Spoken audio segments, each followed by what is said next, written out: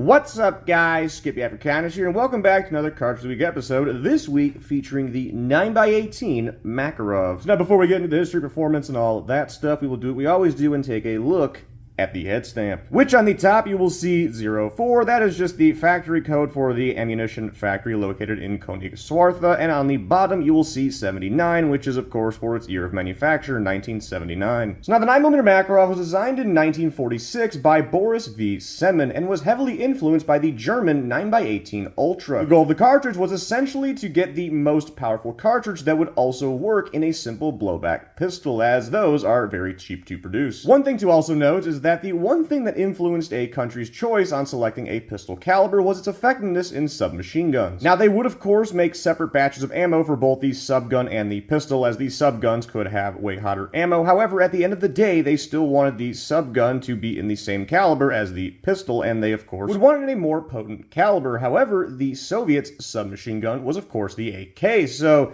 obviously, that's not going to, or the pistol's not going to be taking the 7.62x39, so it gave him a little more liberty on selecting a pistol cartridge. Now, a year after the cartridge's invention in 1947, Nikolai Fyodorovich Makarov would design the famous Makarov pistol. In 1951, the pistol and its 9mm Makarov chambering would be officially adopted and replace the Tokarev and its 7.62x25 chambering. Now, it should also be noted that the new pistol and cartridge would also be replacing the Nagant revolver in its 7.62x38R chambering, given that those pistols were also still in service. And the 9mm Makarov would of course spread across the many communist states and would also be featured in quite a wide range of weapons, both pistols and submachine guns alike. And to this day, it of course still sees military and police service in not only Russia, but plenty of other countries across the world. Now, despite how common of a cartridge 9x18, as well as the pistol that mostly uses it is, it and the gun that it's chambered for are kind of odd when you think about it. I mean, this is a fairly weak cartridge when compared to most of the other service cartridges of the day, like, 7.62x25, 45 ACP, and 9mm. And the pistol that was designed to take the round is also fairly small when compared with the service handguns of the day, like for instance this CZ52. I mean, honestly, it's only a little bigger than my own concealed carry handgun, but take into consideration that this pistol was to be issued to every single soldier. Which raises the question, why would the Soviets decide to abandon their full-size Tokarevs in 7.62 in favor of essentially a concealed carry gun, if you want to call it that? Now, when it comes to the design of the Makarov pistol itself, there were plenty of reasons for why it was built the way it was built, and we'll go over those reasons in a later video. However, when it comes in relation to the light chambering and small size of the pistol, the main reasoning behind it was the Soviet pistol doctrine of the time. In general, the pistol was only ever to be pulled out when, for one reason or another, you find yourself without a rifle. Given this, the Soviets decided to make the pistols as light as possible, and at the same time give it a lighter caliber, which held the other benefit of allowing the pistol to be straight blowback. Now, that being said, how well does this cartridge actually perform? Well, on average, you're looking at a 95 grain bullet flying at around 1,000 to 1,150 feet per second. There does exist loadings featuring a 115 as well as even a 45 grain bullet. However, on average, you will come across the 95 grain loadings. Now, one thing of note when discussing the specs of this cartridge is the 9mm designation. The 9 Makarov actually features a .365 diameter bullet, as opposed to your normal 9x19, which features a .355 diameter bullet. But anyways, I think that is going to do it for this week's Cartridge of the Week episode featuring the 9mm Makarov. I hope you all enjoyed the video as much as I personally enjoyed making it, and I will see y'all next time.